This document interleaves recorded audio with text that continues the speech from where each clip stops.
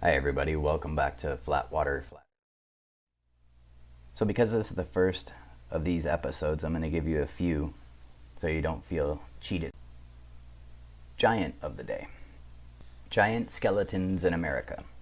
A splendid haul of giant skeletons is reported from Homer in the United States. The district is a prolific field of Indian mounds, and important discoveries are continually being made there. On the fourth instance, beneath a small mound at 5 feet below the normal surface, 5 gigantic skeletons with their feet to the east were found in a grave with a stone floor. Remnants of burned bones and charcoal were plentiful in the grave, together with numerous stone vessels and weapons. The skeletons were those of veritable giants, and no mistake, the head of one being the size of a wooden bucket. Each of the giants must have been at least 9 feet in height. Among other striking articles in the grave was a beautifully finished stone pipe, the bowl being large and polished and engraved with figures of birds and beasts. This is especially interesting as showing that the use of tobacco does not always, as alleged by some medical authorities, stunt growth. There was beside the pipe a huge knife shaped like a sickle reversed and having a wooden handle held by leather thongs. Also a kettle holding about 6 quarts. It is said by those who are most competent to give an opinion in this matter that this is by far the most valuable find of giants ever made in America, and probably one of the oldest. It is a well-known fact that the bones of elephants, rhinoceroses, mastodons, and other huge animals have before now been exhibited and accepted as proof of prehistoric giants. The presence, however, in the grave at Homer of the pipe and the kettle is conclusive proof that the skeletons are those not only of genuine but also of genial giants. St. Louis, April 8th. The city of Moberly, Missouri, is stirred up over the discovery of a wonderful buried city at the bottom of a coal shaft 360 feet deep, which was being sunk near the city. A hard and thick stratum of lava, which arches in the buried city, the streets of which are regularly laid out and enclosed by walls of stone, which is cut and dressed in fairly good, although rude style of masonry. A hall 30 by 100 feet was discovered, wherein were stone benches and tools of all descriptions for mechanical service. You hear that? A 30 by 100 foot hall was discovered with stone benches and tools of all descriptions of mechanical service. Further search disclosed statues and images made of a composition closely resembling bronze, lacking luster. A stone foundation was found located in a wide court or street, and from it a stream of perfectly pure water flowing, which, upon being tested, was found to be strongly impregnated with limestone. The most wonderful of all was lying beside the fountain, the portion of a skeleton of a human being. The bones of the leg were measured, the femur measuring 4 1/2 feet, the tibia 4 feet and 3 inches, showing that when alive the figure was 3 times the size of an ordinary man, and possessed of a wonderful muscular power and quickness. The head bones had separated in 2 pieces, the sagittal and the cornal sutures having been destroyed. The implements found embrace bronze and flint knives, stone and granite hammers, metallic saws of rude workmanship, but proved metal, and others of a similar character. They are not so highly polished, nor so accurately made as those now finished by our best mechanics, but they show skill and an evidence of an advanced civilization that are positively wonderful. The searching party spent 12 hours in the depths and only gave up explorations because of the oil in their lamps being low. No end to the wonderful discovery was reached. The facts above are vouched for by Mr. David Coates, the recorder of the city of Moberly, and Mr. George Keeling, city marshal, who were of the exploring party. A further extended search will be made in a day or 2. So that was a buried city discovered, St. Louis, April 8th. 10-foot giants, explorers' discovery in Mexico. Tepio, Nayarit, Mexico. Captain Page, an American, and Captain Donalds, an Englishman, who have returned from an unsuccessful search for legendary Spanish gold mines, report the discovery of the bones of a race of giants who towered more than 10 feet in height. The 2 men said their discovery was made in great burial mounds in mountains southwest of here, and the state of preservation in which they found the bones indicated that the giant race lived in this region more than 500 years ago. Remains of Giants. Extract of a letter from Kanhawa, America, September 28th. On the 19th instant, 4 very large skeletons were found in a field which had for 20 years past been cultivated in corn. They were deposited in a mound, apparently very ancient.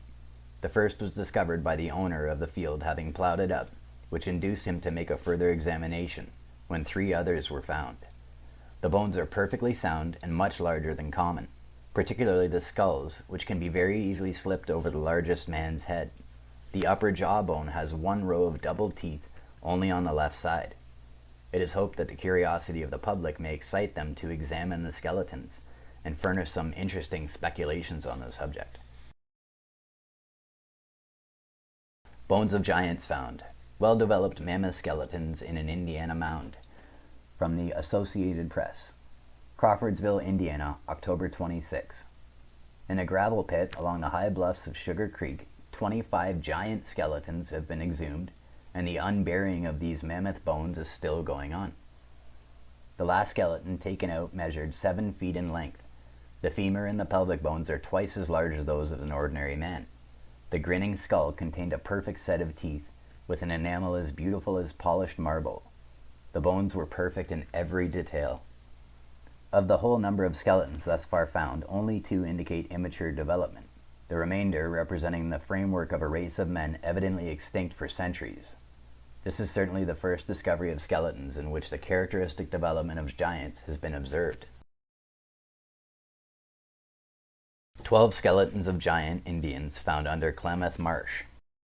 Another chapter of prehistoric Klamath has come to light with the recent discovery of an Indian burial ground by a road construction crew at a point in Klamath Marsh, over which the old military trail is routed. 12 skeletons, all of full-grown Indians, were uncovered by a road scraper. Alongside the skeletons, buried in 3 feet of moist, loamy soil, were numerous spears, arrowheads, mortars, pestles, and other instruments characteristic of the domestic and war activities of the Klamath Indians. A striking feature of the discovery, as compared with other discoveries of a similar nature, is the size of the skulls. According to William Zed, connected with the Reservation Forest Service, who is in this city today, one jawbone was so big that it fitted over the jawbone of a road worker 6 foot 4 inches tall. The skulls were of exceptional thickness, thicker, Mr. Zeb said, than the ordinary Indian skull. On the side of one skull was a hole which clearly indicated violence of some sort, probably an arrow through the temple.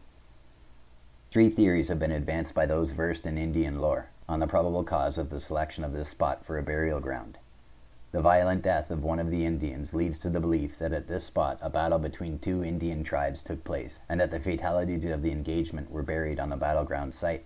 This theory is further substantiated by the fact that all the skeletons found were of full-grown adults of large size. At the point where the skeletons were found is an ideal hunting ground. Timber juts out into the marsh, from both sides forming a strait. It is logical to assume that Indians frequented this spot to shoot ducks and geese, and that to commemorate the happy hunting ground they buried their dead there, it is claimed. The third theory is that the road workers merely uncovered an ordinary Indian burial ground, similar to many that have been found in Klamath from time to time, since the white man has inhabited the country. The road crew were working for the Indian Service and were constructing a road to Silver Lake through the Klamath. Owing to the dry summer and the consequent drying up of the marsh, the road crew took the opportunity to fill in a roadbed across the straits of the marsh. The new road will lessen the distance to Silver Lake from the reservation by over 30 miles. Giant in Ancient Mound. Special to the Washington Post, June 23, 1908. Prequest Historical Newspapers, The Washington Post, 1877 to 1996, page 4. Giant in Ancient Mound. Curious relics of prehistoric times is found in the tomb. Special to the Washington Post. Huntington, West Virginia, June 22. The municipal authorities of Central City, 4 miles west of here, 3 weeks ago ordered the removal of a prehistoric mound from 13th Street. Today, 12 feet above the base of the mound, a gigantic human skeleton was discovered. It is almost 7 feet in length and of massive proportions.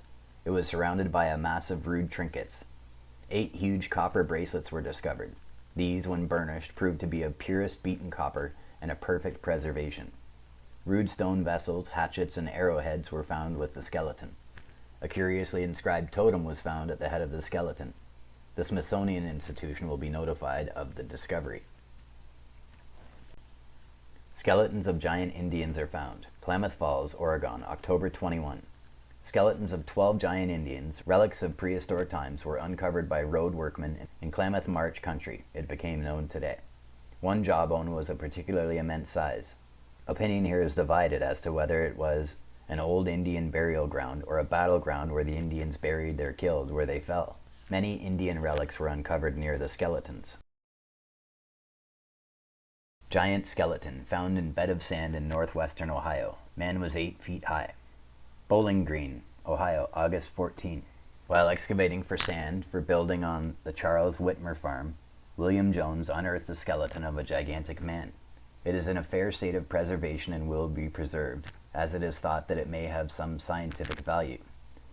The skeleton was found in a sitting posture, and when the bones were placed in a horizontal position, they indicated that the height of the man in life must have been over 8 feet. The head is of enormous size, being 12 inches in diameter. It is believed that it is the skeleton of a member of a prehistoric race of giants. Further excavations will be made to see if other graves cannot be found. Giant skeletons found. Archaeologists to send expedition to explore graveyards in New Mexico where bodies were unearthed. Special to the New York Times. So this is the New York Times, Feb 11, 1902. LA, California, Feb 10. Owing to the discovery of the remains of a race of giants in Guadalupe, New Mexico, antiquarians and archaeologists are preparing an expedition further to explore that region. This determination is based on the excitement that exists among the people of a scope of country near Mesa Rico, about 200 miles southeast of Las Vegas, where an old burial ground has been discovered that has yielded skeletons of enormous size. Luciana Quintana, on whose ranch the ancient burial plot is located, discovered 2 stones that bore curious inscriptions, and beneath these were found in shallow excavations the bones of a frame that could not have been less than 12 feet in length. The men who opened the grave say the forearm was 4 feet long, and that in a well-preserved jaw the lower teeth ranged from the size of a hickory nut to that of the largest walnut in size. The chest of the being is reported as having a circumference of 7 feet. Quintana, who has uncovered many other burial places, expresses the opinion that perhaps thousands of skeletons of a race of giants long extinct will be found. This supposition is based on the traditions handed down from the early Spanish invasion that have detailed knowledge of the existence of a race of giants that inhabited the plains of what now is eastern New Mexico. Indian legends and carvings also in the same section indicate the existence of such a race. Giant skeleton found. Springfield, Ohio, April 6. A giant skeleton has been unearthed at the Woolerton farm, west of here, near Tippecanoe City. This skeleton measures 8 feet from the top of the head to the ankles, the feet being missing. The skull is large enough to fit as a helmet over the average man's head. The skeleton was one of several found buried in the form of a wheel under a mound, with the feet toward the hub. Giant skeletons found. Cave in Mexico gives up the bones of an ancient race. Special to the New York Times. New York Times, published May 4, 1908. Boston, May 3rd. Charles C. Clapp, who has recently returned from Mexico, where he has been in charge of Thomas W. Lawson's mining interests, has called the attention of Professor Agassiz to a remarkable discovery made by him. He found in Mexico a cave containing some 200 skeletons of men, each above 8 feet in height. So that's 200 skeletons at 8 feet. And that means if you lay the bones out and they come out to 8 feet, the person is probably closer to 9 feet when you add in the adjustments for the cartilage and the knees. It ends up being quite a bit bigger. So if you have 200 skeletons of 8 feet, I would say giants existed. The cave was evidently the burial place of a race of giants who antedated the Aztecs. Mr. Clapp arranged the bones of one of these skeletons and found the total length to be 8 feet 11 inches. The femur reached up to his thigh, and the molars were big enough to crack a coconut. The head measured 18 inches from front to back. That is massive. Notable giants. So there's one here where I've noticed this, that it's been rewritten several dozen times in different newspapers throughout America, throughout a 50 to 100 year period. They continually reuse this one piece. So I think I found one of the original articles that had the full piece in it, and most of the other articles, they take bits and pieces of it and fit it into their newspaper where they can. So you'll notice a whole bunch of this one story of giants coming down, and I think this is a piece of it. So we'll get to this one shortly. It's incredible. Race of men were giants. Bones recently found show gigantic stature and a low order of intelligence. 11 skeletons of primitive men with foreheads sloping directly back from the eyes and with 2 rows of teeth in the front upper jaw have been uncovered in Craig's Hill at Ellensburg, Washington. They were found about 20 feet below the surface, 20 feet back from the face of the slope, in a cement rock formation over which was a layer of shale. Prehistoric man is found near Norwalk. Pitchville is excited over the finding of a giant skeleton which measured over 8 feet in length. It's either Pitchville or Fitchville. Norwalk, Ohio, February 28. What is believed to be the skeleton of a prehistoric giant was unearthed in the cemetery in Fitchville. The skeleton of another human being that is thought to have been buried at the same time also was unearthed. The discovery of the bones was made by Cornelius Springstead, sexton of Fitchville Cemetery, while he was engaged in digging a grave for the remains of John Laughlin, an aged pioneer resident of Fitchville. The Laughlin family burial lot in the Fitchville Cemetery has been owned by the Laughlin family for the past 75 years, and a large number of members of the family have been buried there. The cemetery is located on a high piece of ground, and the Laughlin lot is located on the highest point in the cemetery, a sort of a mound. Sexton Springstead had dug down to a depth of about 6 feet when his spade struck against some hard substance. Scraping away the dirt, Springstead was surprised to find that he had unearthed a portion of a human skeleton. Continuing his work, he soon had the entire skeleton unearthed. The skeleton, which was intact and in an excellent state of preservation, lay on its back with both arms extended out at right angles with the body, showing that it had never been enclosed in a coffin. In order to unearth the bones of the arms and hands and legs, it was necessary to dig into the sides and one end of the grave for quite a distance. When the skeleton was finally entirely uncovered, it was seen to be that of a giant man, which when measured proved to be about 8 feet in length. Springstead is a man of average height, but the hip bones of the skeleton were found to be fully 6 inches longer than his are. The other bones of the skeleton were proportionally long. Unearthed giant skeletons. Illinois mound rich in relics of prehistoric days. Some proved to be 8 feet long. Diggers believe they have found an ancient burying ground.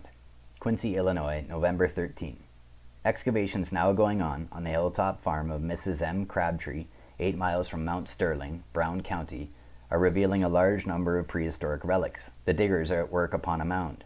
With the first day's work, the mound began to yield traces of handiwork of past ages and the bones of those who had wrought it, and others immediately joined in the search, still going on. Thus far, several skeletons by actual measurement 8 feet long, and several pieces of remarkable pottery, beads, and curious implements have been taken out. The bones crumble badly almost as soon as they are taken in the open air. They are so numerous that it is believed a prehistoric burying ground has been found, greater in extent and more perfectly preserved than any yet discovered. Under the bones of each of the ancient dead were found pieces of pottery. Beneath the fragments of the skulls of some of them vases, the largest of which would easily hold 2 gallons. Underneath one skeleton was a curious bowl, in the center of which was the figure of a king seated upon a log, and it is thought that these bones may be those of a great leader of the race that once ruled this portion of the continent. Strangest of all, the articles found with the bones were implements that are apparently made of bamboo, some of them evidently shaped for purposes of weaving. Vast quantities of beads were found in the mound of a strange material, almost white, and possibly made from the best of potter's clay. Skeleton of a giant that antedates Adam. Miamisburg, Ohio, December 23rd. A discovery of the greatest scientific interest was made when the pickaxes of Edward W. Ebert and Edward Kaufman of this race disturbed the long repose of a skeleton that had been buried for no one man may tell how many thousands of years. Giant skeleton found upon Arizona ranch. Prescott, Arizona, August 5th. The skeleton of a human being twice as large as any man living today was found here by Peter Mars on his farm northwest of here. The skeleton is perfect. The bones do not resemble those of ancient tribes found in Verde and other valleys of this country. Skeleton of giant found. The Wheeling Times. So interesting, this will be Wheeling, Ohio, where there's tons of mounds. Skeleton of a giant found. A day or two since, some workmen engaged in subsoiling the grounds of Sheriff Wickham at his vineyard in East Wheeling came across a human skeleton. Although much decayed, there was a little difficulty in identifying it by placing the bones, which could not have belonged to other than a human body, in their original position. The impression made by the skeleton in the earth and the skeleton itself were measured by the sheriff and a brother in the craft locale, both of whom were prepared to swear that it was 10 feet 9 inches in length. Its jaws and teeth were almost as large as those of a horse. The bones are to be seen at the sheriff's office, Wheeling Times. Bones of prehistoric giant. Great discovery made by scientists near Bowling Green, Ohio. Toledo, Ohio, August 18. A discovery of great interest to scientists has been made at Bowling Green, a small village near here. The skeletons of a prehistoric giant was exhumed. When placed together when it was in life, it measured nearly 9 feet in length. The skull is almost 12 inches in diameter, and there are 2 distinct rows of teeth in the massive jaw. The bones are well preserved, with the exception of the pelvic bones, which are considerably decayed. The arms of the giant measure many inches more than those of a man today, and were the lower limbs not so long, the skeletons would bear a close resemblance to a huge gorilla. Giant mummies found in desert. Men 8 or 9 feet tall lived in Colorado 80,000 years ago, Club informed. A retired Ohio doctor has discovered relics of an ancient civilization whose men were 8 or 9 feet tall in the Colorado desert near the Arizona-Nevada-California line, an associate said today. Howard E. Hill of LA, speaking before the Transportation Club, disclosed that several well-preserved mummies were taken Sunday from caverns in an area roughly 180 miles square extending through much of southern Nevada from Death Valley, California, across the Colorado River into Arizona. Hill said the discoverer is Dr. F. Bruce Russell, retired Cincinnati physician, who came across the first of several tunnels in 1931, shortly after coming west and deciding to try mining for his health. Not until this year, however, did Dr. Russell go into the situation thoroughly. Hill told the luncheon with Dr. Daniel S. Bovee of LA, who with his father helped open up New Mexico's cliff dwellings. Dr. Russell has found mummified remains together with implements of the civilization which Dr. Bovee had tentatively placed at about 80,000 years old.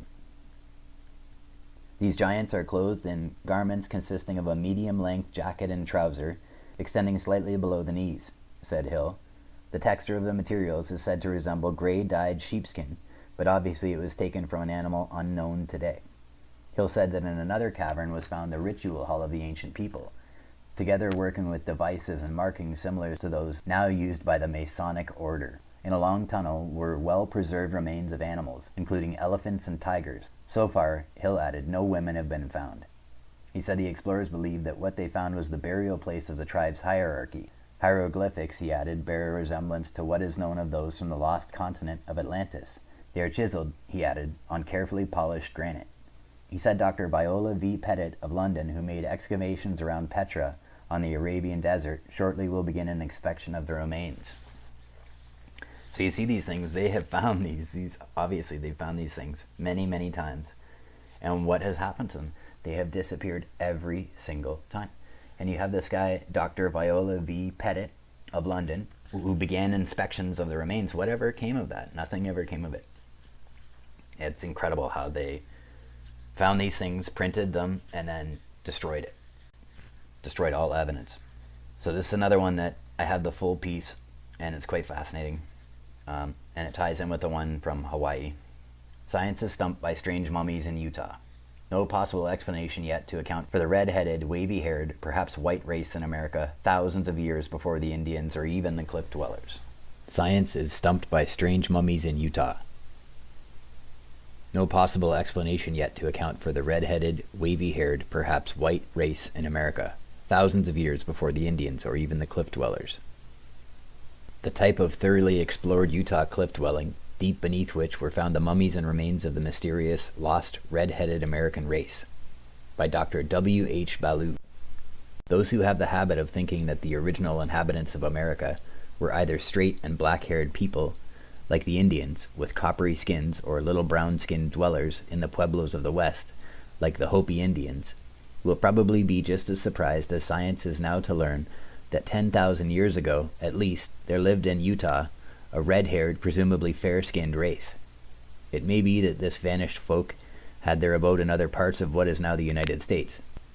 There are legends extant of a fair people dwelling in the New World long before Columbus discovered it, and these legends are found in the very oldest strata of Indian folklore.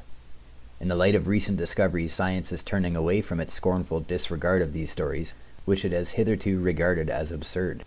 The mummies, which have revealed the existence of these red-haired Americans, were found in caves under the houses of the cliff dwellers in Grand Gulch, southeastern Utah. There is clear evidence that they had entirely disappeared centuries before the cliff dwellers, themselves now a vanished race, took up their abode within the precipices of the canyons. A number of well-preserved bodies, together with weapons, garments, basketware, and utensils, are now under examination at the American Museum of Natural History, New York. The public will not be permitted to see them for some time, as they are being studied by Mr. B.T.B. Hyde, the museum's expert, from whom no statement will be issued until his researches are complete. Other museums at Harvard, Pennsylvania, Chicago, Yale, and Denver universities also have their quota of the mummies, but these institutions will await the verdict of Mr. Hyde before giving out any results of their own examination. The bodies, although so ancient, have been excellently preserved by the extraordinarily dry air of the place in which they lived and were buried. Their hair ranges from what is called Titian to a violent red. The hair of the babies and youngsters is distinctly wavy. At least one important fact can be deduced from this. The red-haired Americans, whoever they were, did not come from Asia, as there is good reason for believing the American Indian did. Anthropologists have all agreed on just 3 types of hair for mankind, existing and extinct. These types are straight black hair, kinky hair, and wavy blonde hair. All shades of red are included in the word blonde. We do not know yet whether these 3 types originated simultaneously in different sections of the world, or whether one type followed another, nor do we know which is the oldest or original type. If single origin of mankind, a matter in hypothetical dispute, be decided upon. But we do know that the Asiatic, in its pure stock, invariably possesses the straight hair. How did these people live, and what was it that caused their extinction? The first question we can answer, at least in part, from the necessarily superficial examination made of their homes, and the artifacts and weapons found in their strange graves. The second question is unanswerable as yet. They may have been wiped out by an epidemic of disease, and examination of their withered skin and muscle and bones may reveal what this was. Or they may have died out through some weakening of the racial strain. Whatever the cause, it was not warfare. There must have been a period when the dwindling remnants of their tribe lived in a great loneliness. In one of the caves, the searchers found what may be called a page from the end of their volume, and it can be read in part. We know that the burial ceremonies of this people must have been extremely elaborate. They took their dead and placed them in potholes, which they dug in the floor of their cavern. These potholes they lined with a baked clay, and in them they put, doubled up and squatting, the body of the dead.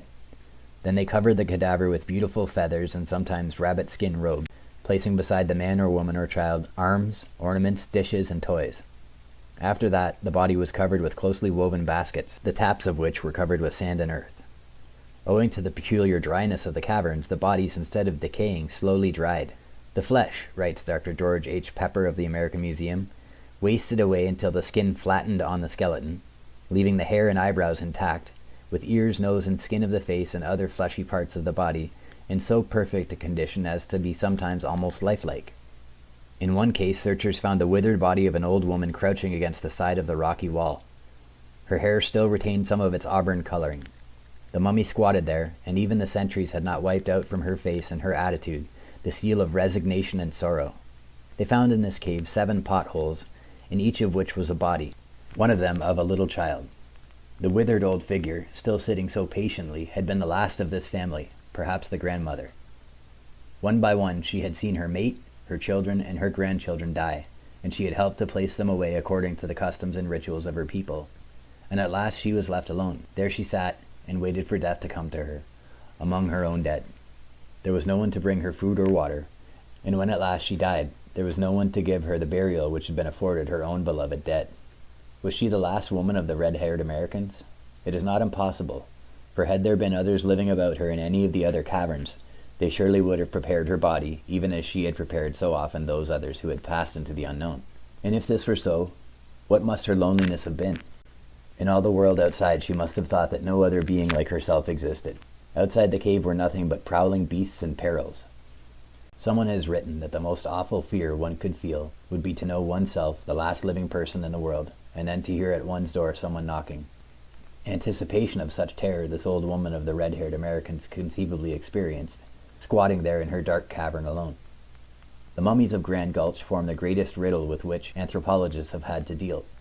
No other known race has presented such perplexities. They were found while the workers were excavating the cliff dwellings which originally towered along almost the whole stretch of the canyon for 50 miles.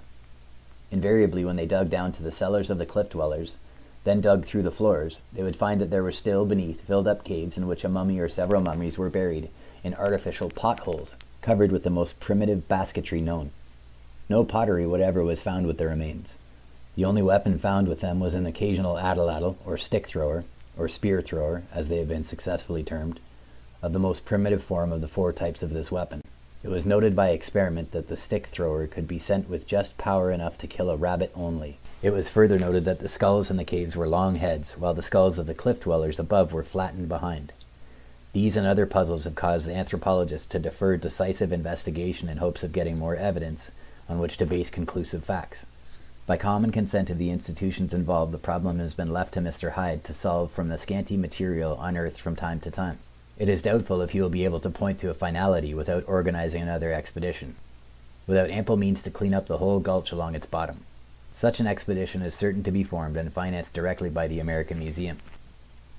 The late Otis T. Mason of the Smithsonian Institution took up one phase of the problem which was regarded as conclusive. He was our great authority on basketry, and at first the Grand Gulch troglodytes were named basket makers, but have since been taken out of that class because basket making has ever been universal from almost the beginning. He noted that their basketry was of positively the most primitive coiled type, as distinguished from the more modern woven type. In this he was supported by Dr. George H. Pepper. He wrote as follows in his great work on basketry, published by the Smithsonian Institution. Their baskets were of the coiled type, made of willow, the bottoms reinforced with heavy yucca cord border, finished with ordinary coiled stitch. But in some, the last inch or 2 is finished off with false braid or herringbone.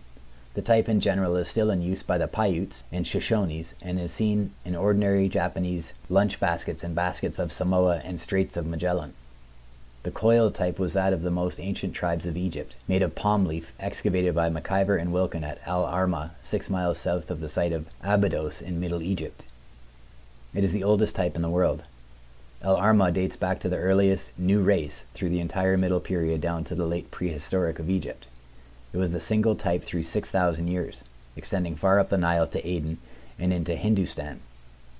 Long caravans took it into the heart of Africa, where it still persists. The presence of the wooden stick or spear and its slight killing power shows the red-haired people were completely isolated. No other human beings or tribes could have been near. Had they been, they would have been forced to develop a primitive armament. Dr. George H. Pepper, quoting Richard Weatherhill, describes their home as follows. Grand Gulch drains nearly all the territory southwest of the Elk Mountains, from the Macomb Wash to the Clay Hills, about 1,000 square miles of territory. It is the most tortuous canyon in the whole southwest, making bends from 200 to 600 yards apart almost the entire length, or for 50 miles, and each bend means a cave or overhanging cliff. All of those cliffs which have an exposure to the sun have been occupied either for cliff houses or as burial places. The canyon is from 300 to 700 feet deep, and in many places toward the lower end the bends are cut through by nature, making natural bridges. Under these bridges in some cases are houses, and in such places are pictographs in the greatest profusion. Ingress and egress is very difficult, there being not more than 5 or 6 places where even footmen can get into or out of the canyon. Water is fairly plentiful. Springs occur at very frequent intervals, running a short distance and sinking in the sand, perhaps to rise again lower down. Wherever there are slopes, a sparse growth of pinyon and cedar occurs. About the springs are cottonwoods, mountain ash, and hackberry. In snaked side canyons are mountain ash and hackberry. The usual bush of the canyon is scrub oak. Canes or rushes cover the bottomlands in the vicinity of water. This then was the home of the basket maker, so far as we know. The cliff dwellers practiced artificial flattening of the head, confined to the back portion of the skull, as pronounced in women as men. The skull of the cliff dweller was broad, short, and flattened. Of the basket maker, narrow, elongate, and normal. The cliff dweller used the bow and arrow. The burial caves is 22 feet in diameter, where skulls and mummies she found long since filled with sand. The basket maker used a throwing stick, the nearest neighbor of which is found in Chihuahua, Mexico, in form of the atlatl. There were other implements peculiar to the basket maker, one of which is similar to the rabbit stick used by the Hopi Indians today. The most striking feature was the absence of houses and caves and the mummification of dead in potholes under baskets. The potholes, lined with baked clay, were 22 feet in diameter, were skulls and mummies she found. The basket makers rank below mummies from Pelashuco, Bolivia, excavated by the late Dr. Adolf F. Bandelier for the American Museum. These Bolivians made pottery, a step in advance of the basket makers. The next higher type of mummies were found by Dr. Charles W. Mead in the region west of the Peruvian Cordillera, also for the American Museum, also used for storing grain. The largest of, and then it cuts off.